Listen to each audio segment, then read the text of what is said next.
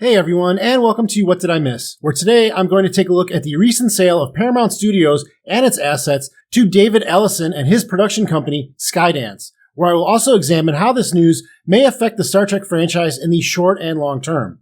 If you follow my channel, you already know that after a year or so of courting, it had appeared that a deal between these two companies would have been completed by the spring of 2024. But just over a month ago, the person who currently controls Paramount walked away from a possible deal. Since then, it appears that the two sides were able to come to a new agreement, with Skydance adding some money and additional provisions to sweeten the deal. At the time of recording this video, there is still a chance that another company could swoop in and make an offer on Paramount, but that seems unlikely to happen before the 45-day grace period ends. The soon-to-be owner and CEO of Paramount, David Ellison, held a presentation after the news was released, including this slide, which lists various ideas he has for the future of the company. Star Trek fans should be happy to see the franchise represented on the slide, making it obvious that the new regime is interested in growing the brand.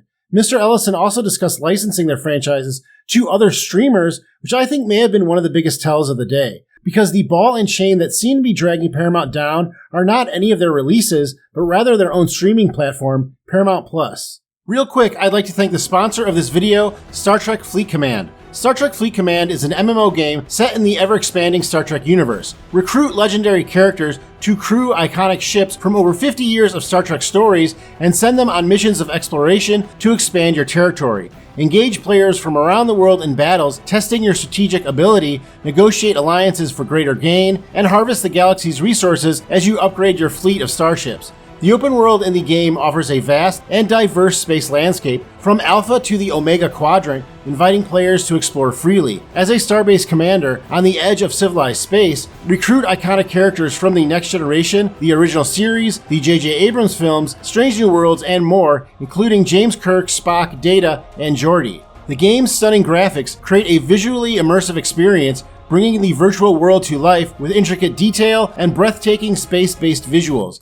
Being free to play makes this gaming experience accessible to a wider audience, breaking barriers and fostering a more inclusive gaming community. I have been playing Star Trek Fleet Command for the past week, and I can honestly say that I enjoy it. Unlike most of these types of games, you are not constantly hit up with microtransactions, and there are a good amount of power-ups along the way. I also like that the theme from the J.J. Abrams films is being utilized in this game, as I always really enjoyed it. Star Trek Fleet Command is having a promotion for new players, who will get the Epic Officer Nero unlocked after 7 days of playing. Picking up the Romulan Captain Nero will increase the damage of your weapons by 40% if the opponent's ship is burning at the beginning of each round. Don't forget to log in each day and snag those rewards before they vanish into deep space. As a special gift to fans of this channel, after you log in, use the promo code BOOST, B-O-O-S-T, for early access to station upgrades and vital resources. So make sure that you go to the description of this video or scan the QR code on screen and download now.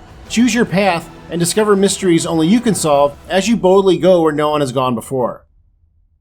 Paramount Plus entered the streaming wars 10 years ago with the hopes of jump-starting their brand in what was at the time a new medium, but they have never been seen as a rival to the big streamers like Netflix and Hulu, and other companies like Warner Brothers have launched their own streaming services which have now eclipsed the popularity of Paramount Plus. In the first quarter of 2024, Paramount Plus lost the company $284 million, which was actually better than the quarter before, which saw a loss of $490 million.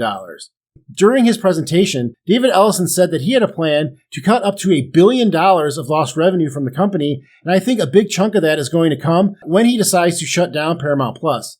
Over the past 5 years, we have seen multiple streaming platforms combine with others or simply fold, and I don't think anyone would be surprised if Paramount Plus is the next to follow. So what repercussions would this have on Star Trek in the short and long term? One of the benefits of this sale taking so long to finalize is that many people have had time to prepare for this inevitable change. It also helps that Skydance was already producing Star Trek films before the sale, as David Ellison is listed as a producer on both Star Trek Into Darkness and Star Trek Beyond.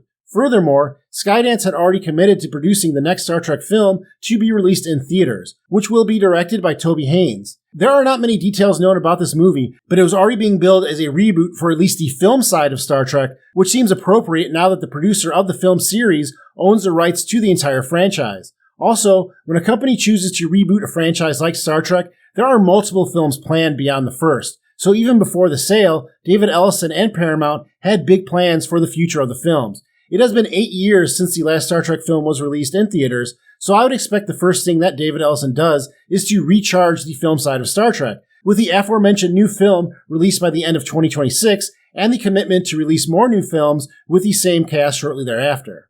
A revitalized film universe sounds very exciting, but since 2016, all new Star Trek content has been released on the small screen, and after having as many as 5 series in some sort of development at one time, all but one of those series will be ending by the end of this year. If and when Paramount Plus is shut down, it will be a big blow to Star Trek, but not a death blow per se. Currently, Star Trek is a featured franchise on Paramount Plus, and if the properties are licensed to another streamer, then Star Trek will be more of a little fish in a big pond. But since streamers like Netflix and Max have many more subscribers than Paramount Plus, there is a greater opportunity for more people to see a new Star Trek series or film. Besides the new movie that I mentioned, which is still in the pre-production phase and could begin filming by the end of 2024, there are 3 series and another film set to release on streaming in the near future. Strange New Worlds has proven to be not just a fan favorite, but a critical success story as well, which bodes well for its standing even with the new ownership over the brand. The 3rd season of the show is complete, and the 4th season was already greenlit, which of course could change but is doubtful to. Strange New Worlds has been one of the most viewed series on Paramount Plus, and I would think that the 3rd season would be released on the streaming service before its end. Without Paramount Plus, the 4th season of the show will have to move to a new streamer, with Netflix being the most obvious choice. Since Paramount was already able to release the last season of the animated series Prodigy there earlier this year. The problem then becomes what happens after the 4th season, because there are very few series that last on the streamer past season 4. But given the current popularity, and the fact that the 4th season of Strange New Worlds will still be released before the next film, I would guess that Strange New Worlds will get a 5th and final season on the streamer as well. This makes the most sense, especially if we will be getting a new film cast to become familiar with. It should be noted that Star Trek is set to have a large presence at the San Diego Comic-Con later this month, and Strange New Worlds will undoubtedly be a big part of that. Since the 3rd season is finished filming, but won't be released until early 2025, I highly doubt that we will see a new trailer there, but I wouldn't be surprised if fans saw a completed scene from the 3rd season, similar to how a scene from the 2nd season was shown to the public before a trailer was released. Next there is Lower Decks, which has already revealed that their upcoming 5th season will be their last. Since the season is scheduled to be released in 2024, I bet we not only get a firm release date, but also a full trailer at Comic-Con.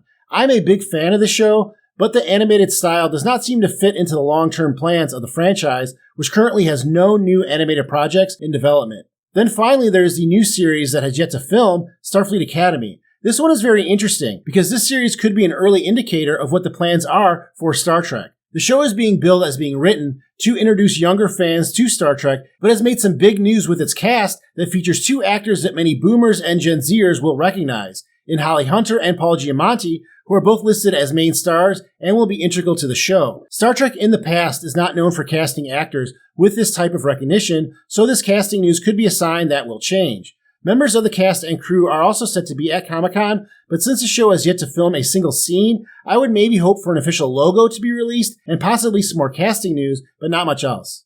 Next is the other film that Star Trek has in development, and that is Section 31. This one does not have a release date yet, but finished filming earlier this year. This film was also labeled as a new venture for Star Trek, as Section 31 will be the first film in the franchise not to be released in theaters and will be released on Paramount Plus. Much like Strange New Worlds, Section 31 is not thought to be released until 2025, and I would not be surprised if the 2 properties are released around the same time. Since fans are eager to see what will become of this project, I think there is a chance we will get a short teaser trailer for this film to start to build interest in it. Section 31 was also supposed to test the viability of Star Trek films going directly to streaming, and this experiment will likely have ramifications on if the new regime at Paramount believe they can produce similar projects and license them to other companies in the future.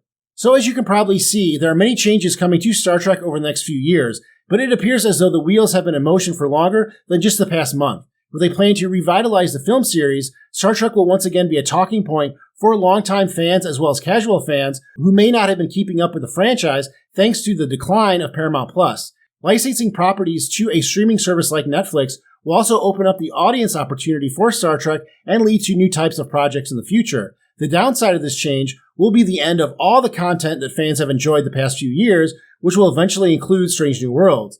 But since it is very rare for even the most popular series to get more than 5 seasons now, if Strange New Worlds is able to survive that long, it should be seen as a triumph.